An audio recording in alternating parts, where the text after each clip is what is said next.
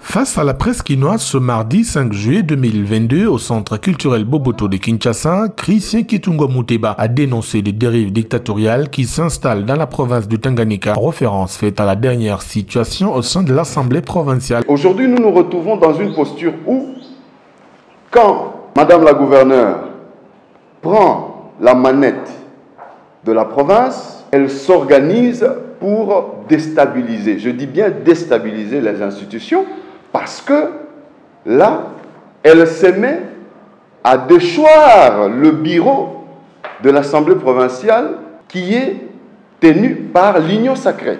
Je suis un homme à abattre tout simplement parce que je dis que ça, c'est le bureau de l'Union sacrée. Nous ne pourrons pas déchoir l'Union sacrée. Si vous vous appelez Union sacrée, comment vous allez vous attaquer à un bureau de l'Union sacrée en mettant quelqu'un du PPRD à la tête de l'Assemblée? Parlant notamment de l'actuel gouverneur du Tanganyika, Christian Kitungwa Muteba l'a accusé d'être à la base de la dégradation de la situation qui a fait que l'OFCC fasse son grand retour à la tête de la première institution provinciale, a-t-il dit en citant nommément le directeur de cabinet du président Tshisekedi. En termes de pourcentage, l'actuel gouverneur du Tanganyika a été élu à 90% par le FCC. Parce qu'elle a eu au moins 12 voix du FCC et 2 voix de l'Union sacrée.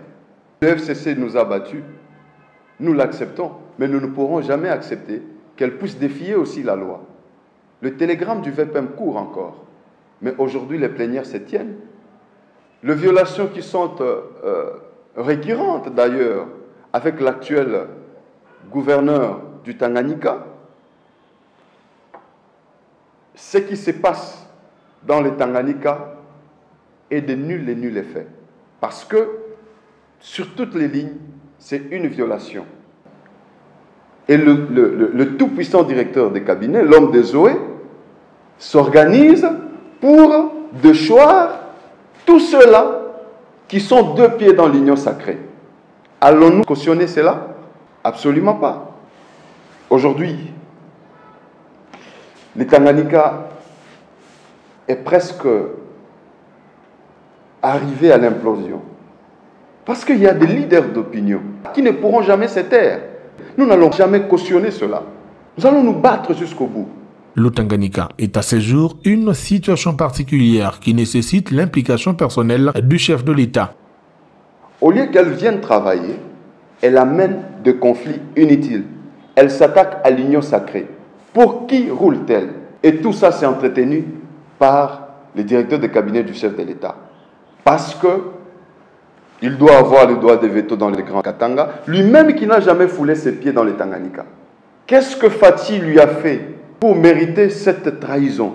Nous tirons la sonnette d'alarme que le chef de l'État s'implique dans cette situation. Parce que le Haut-Katanga, principalement le Tanganyika, est presque au bout d'une implosion. Le FCC nous a battus dans le Tanganyika et nous ne pourrons pas accepter que ces FCC puissent bafouer la loi de la République sur toutes les lignes.